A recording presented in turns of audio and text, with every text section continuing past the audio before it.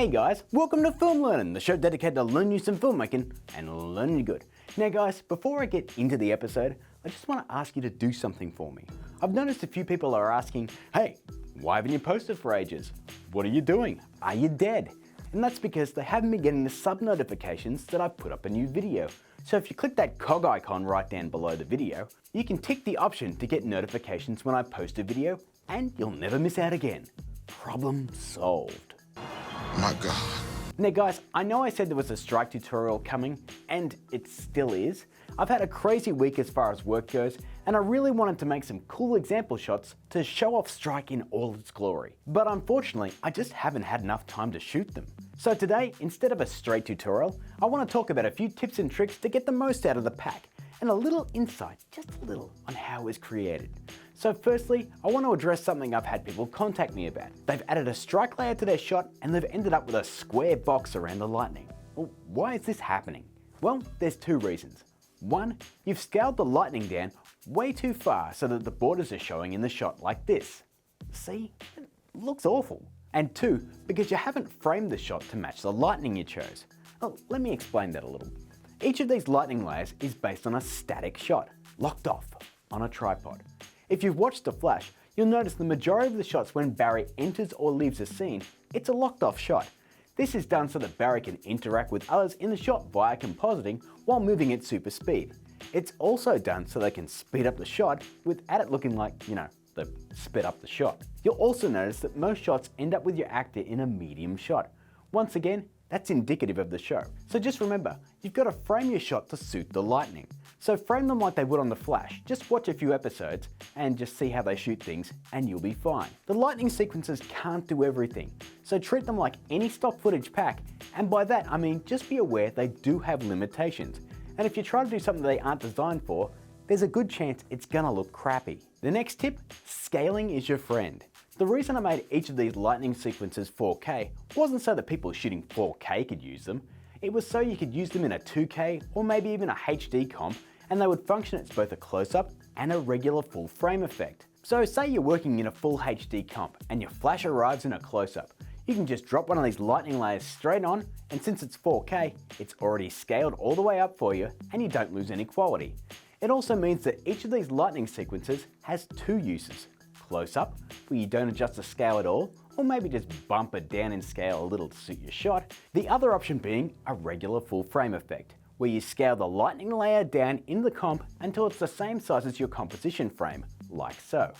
Now guys, I tried looking through the comment section for any other problems you might have been having, but there's just so many comments now that it became unmanageable. In the end, there's nearly 1,000 comments across both Strike videos. I mean, that's crazy. So now I thought we'd dive into one of the comps I've made for Strike just to show you a little about how they're made. Just be aware, there are a lot of layers. I'm not even joking. So here we are in After Effects CC, and this is one of the less complicated Strike sequences. As you can see, we have a bunch of solid layers, all with the names big, medium, and small, because in most cases, each frame has all three sizes of lightning on display. Now if I click on big, you can see we have a few mask layers, and each of these is linked to a Saber effect preset that I've made up that looks thicker than the medium and small layers. If I turn this layer off, you can see which ones they are. The medium ones are essentially the same deal. A bunch of masks linked to a custom Saber effect preset, and if I turn them off, we're left with the small layer. Now if I move on to the next frame, you can see we have three all new solids with the same name. So why is that? Why not have just one solid for the entire comp and animate that mask path? Well, my response to that is pretty simple. What are you, nuts? Let me explain why it wouldn't work. The placement of the lightning is mostly random from frame to frame. I mean, it's lightning. While it does follow a general directional flow, you'll notice from frame to frame, there isn't a consistent amount of lightning on screen.